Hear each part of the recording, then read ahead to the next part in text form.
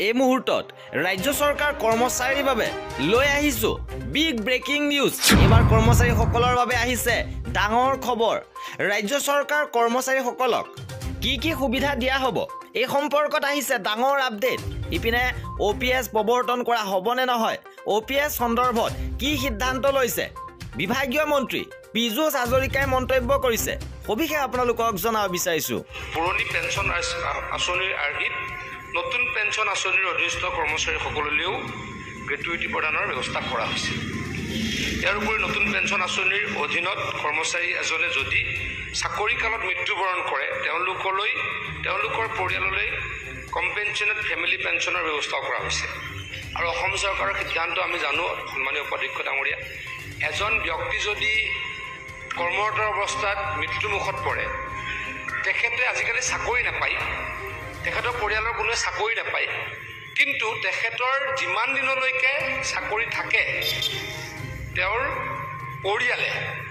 পৰিয়ালে সিমানকৈ দৰমহা প্ৰত্যেক মাহে পাই থাকিব। ধৰি ললোঁ মানুহগৰাকীৰ আৰু 20 বছৰ চাকৰি আছিলে, তেখেতৰ মৃত্যু হ'ল, তেখেতৰ পৰিয়ালে নেক্সট অফ কিনে 20 বছৰলৈকে প্ৰত্যেক মাহৰ দৰমহা পাই থকাৰ ব্যৱস্থা হ'ব। নতুন পেঞ্চন আঁচনিৰ অধীনস্থ বিষয়া কৰ্মচাৰীৰ মূল বেতন, বেচিক পে আৰু ডিএৰ 10% ধন পেঞ্চন আঁচনিৰ অধীনত প্ৰতিমাহে কৰ্তন কৰি বিষয়া কৰ্মচাৰীসকলৰ নিজা PPAN একাউণ্টত জমা কৰা হয় আৰু চৰকাৰে সংশ্লিষ্ট কৰ্মচাৰীজনৰ বাবে 10% ধন জমা কৰে তেওঁৰ PPAN একাউণ্টত। অৱসৰৰ সময়ত কৰ্মচাৰী আৰু চৰকাৰৰ মাজত চৰকাৰৰ জমা ধনৰ ওপৰত বিভিন্ন পেঞ্চন স্কিমত নিৱেশ হৈ থকা নিৱেশ মূল্য ভেলু অফ ইনভেষ্টমেণ্টৰ ওপৰত কৰ্মচাৰীজনে 60% এককালীন অংশ লাম্পছাম উঠোৱাৰ পিছত বাকী ৰৈ যোৱা 40% বীমা সংস্থাত নিৱেশ কৰিলে তাৰ পৰা কৰ্মচাৰী এজনে মাহেকীয়া পেঞ্চন লাভ কৰে। সেয়েহে নতুন পেঞ্চন আঁচনিৰ অধীনস্থ কৰ্মচাৰী এজনে চাকৰিয়াল 10 বছৰ কম হ'লেও পেঞ্চন লাভ কৰে। নতুন পেঞ্চন আঁচনিৰ অধীনস্থ কৰ্মচাৰী এজনে তেওঁৰ পাবলগীয়া পেঞ্চন তেওঁলোকৰ জমা ধনৰ ওপৰত নিৰ্ভৰ কৰে আৰু তেওঁলোকৰ জমা ধনৰ পৰিমাণ তেওঁলোকৰ দৰমহাৰ পৰিমাণ আৰু চাকৰিৰ দৈৰ্ঘ্যৰ ওপৰত নিৰ্ভৰ কৰে। পুৰণি পেঞ্চন আঁচনিৰ অন্তৰ্গত OPS অন্তৰ্গত কৰ্মচাৰী অৱসৰপ্ৰাপ্ত কৰ্মচাৰীৰ ন্যূনতম পেঞ্চন তেওঁৰ অন্তিম দৰমহাৰ ওপৰত নিৰ্ভৰ কৰে। অধ্যক্ষ ডাঙৰীয়া শেষৰ দৰমহাটো এজন পুৰণি OPSৰ কথা কৈছোঁ, ব্যক্তিয়ে যিমান পায় তাৰ 50% কৰ্মচাৰীজনে পেঞ্চন লাভ কৰে। কিন্তু নতুন পেঞ্চন আঁচনিৰ অধীনস্থ বিষয়া কৰ্মচাৰীসকলে অৱসৰৰ সময়ত PRAN একাউণ্টত সুদসহ জমা হোৱা ধন 60% এককালীনভাৱে উঠোৱাৰ পাছত বাকী ৰৈ যোৱা ধনৰ 40% বীমা সংস্থাত নিয়োগ বা বিনিময় কৰা সেই ধনৰ ওপৰত প্ৰত্যেক মাহে পেঞ্চন লাভ কৰে।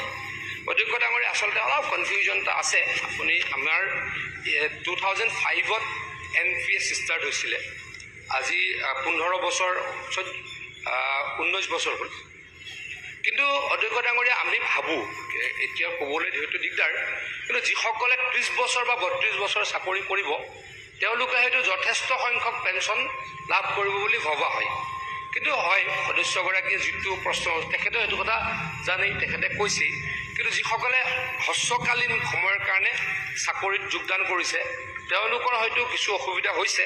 কিন্তু এই বিষয়ে বিত্ত বিভাগে আমাক জনোৱা মতে 12/6/2022 তাৰিখে মাননীয় বিত্তমন্ত্ৰী মহোদয়ৰ লগত সদৌ অসম NPS কৰ্মচাৰী সন্থাৰ এখন সভা অনুষ্ঠিত হয়।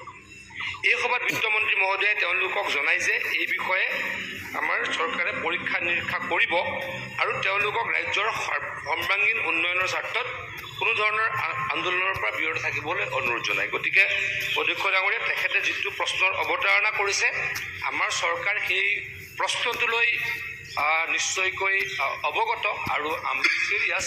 সেইকাৰণে মাননীয় বিত্তমন্ত্ৰী ডাঙৰীয়াই NPS সন্থাৰ লগত, কৰ্মচাৰী সন্থাৰ লগত মিলিত হৈছে, আলোচনা হৈছে। পৰৱৰ্তী সময়তো নিশ্চয়কৈ আলোচনা কৰাৰ থল থাকিব আৰু আলোচনাৰ মাধ্যমেৰে কিবা এটা সমস্যাৰ সমাধান হ'ব।